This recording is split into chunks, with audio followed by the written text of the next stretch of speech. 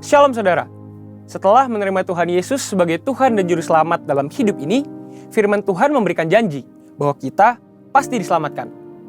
Kita dipindahkan dari dalam kegelapan ke dalam terang Tuhan yang ajaib. Perubahan status tersebut menuntut suatu perubahan dalam hidup setiap kita.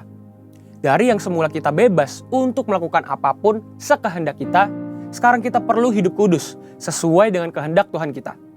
Dalam Voice of Pentecost kali ini, kita akan bahas mengenai hidup kudus, mungkinkah? Setelah menjadi Kristen, umumnya orang-orang sudah tahu bahwa mereka tidak boleh lagi hidup dalam dosa. Dengan kata lain, harus hidup kudus. Permasalahannya, seringkali dalam benak setiap kita, menjalani hidup kudus berarti tidak boleh melakukan ini, tidak boleh melakukan itu, harus ini, dan harus itu. Yang daripadanya dapat dibuat satu list yang panjang dengan suatu pemikiran bahwa jika kita penuhi list tersebut, maka kita akan menjadi kudus dan berkenan pada Tuhan. Tidak ada yang salah dengan membuat daftar perintah dan larangan seperti itu, asal berdasarkan pada firman Tuhan. Orang pun perlu mengambil tindakan untuk menunjukkan imannya. Namun, tanpa disadari, hal ini mungkin menjadi sebuah penanda bahwa orang itu terlalu fokus dengan apa yang dia bisa dan harus lakukan. Dalam istilah Alkitab, ini disebut dengan mengandalkan kekuatan sendiri. Berusaha hidup kudus dengan mengandalkan kekuatan sendiri adalah paradigma lama yang salah. Jika demikian, bagaimana seharusnya kita hidup kudus? 1 Petrus 1 ayat yang ke-16 berkata, "Kuduslah kamu, sebab aku, Tuhan, kudus." Dalam ayat-ayat sebelumnya, Rasul Petrus mengingatkan tentang apa yang Allah Bapa telah lakukan bagi setiap orang percaya di dalam Kristus, yaitu melahirkan mereka kembali untuk menerima suatu bagian yang tidak dapat cemar. Jadi, perintah untuk hidup kudus bisa dilakukan karena Allah telah terlebih dahulu menguduskan kita. Inilah paradigma yang benar. Orang dengan paradigma lama akan berkata dalam hatinya, betapa sulitnya hidup kudus dan betapa gampangnya berbuat dosa. Sebaliknya, orang dengan paradigma baru akan berkata, saya ini orang yang sudah dikuduskan. Karenanya saya mencintai dan memilih perbuatan yang kudus. Perhatikan bahwa hal ini bukan berarti hidup kudus bisa dilakukan secara otomatis tanpa upaya atau perjuangan kita sama sekali. Kita tetap perlu berusaha melakukan perintah Tuhan.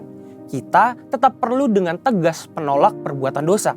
Tetapi ada perbedaan besar antara upaya hidup kudus yang dilakukan dengan kekuatan sendiri dengan upaya yang dilakukan dengan kesadaran bahwa seseorang telah dikuduskan. Ada kisah nyata yang bisa menggambarkan kebenaran ini. I.L. Nommensen, atau yang lebih dikenal sebagai Opung Nommensen, datang ke Sumatera di abad ke-19 untuk memberitakan Injil kepada suku-suku Batak.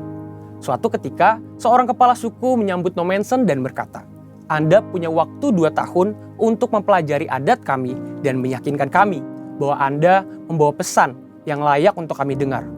Lalu, setelah 2 tahun berlalu, si kepala suku bertanya kepada Nommensen, bagaimana kekristenan berbeda dari aturan moral dan tradisi yang mereka anut. "Kami sudah tahu apa yang benar," ucap si kepala suku. "Kami juga memiliki hukum-hukum yang melarang kami mencuri atau mengambil istri sesama ataupun berbohong." Nommensen menjawab, "Itu benar adanya. Tetapi Allahku memberikan kemampuan untuk menaati hukum-hukum tersebut." Hal ini mengejutkan si kepala suku. "Bisakah engkau mengajari orang-orangku untuk hidup lebih baik?" "Tidak, saya tidak bisa," jawab Nommensen. "Tapi kalau mereka menerima Yesus Kristus, Allah akan memberikan mereka kekuatan untuk melakukan apa yang benar." Si kepala suku kemudian mengundang Nommensen untuk tinggal selama 6 bulan lagi. Dalam kurun waktu itu, Nommensen memberitakan Injil dan mengajar orang-orang di kampung tentang bagaimana Roh Kudus bekerja dalam kehidupan orang Kristen. "Kamu boleh tinggal selama yang kamu suka," ujar si kepala suku. "Agamamu lebih baik dari agama kami, karena Allahmu berjalan bersama manusia dan memberikan mereka kekuatan untuk melakukan hal-hal yang ia minta." Haleluya!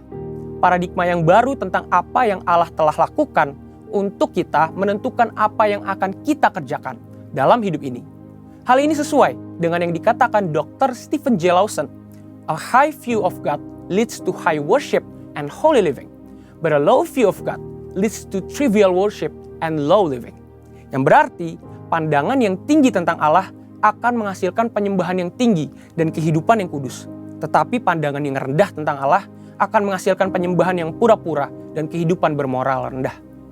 Saudara, untuk penjelasan lebih lengkapnya dari tim teologi kami, silakan klik link yang ada di atas atau scan QR Code yang tersedia. Tuhan Yesus memberkati.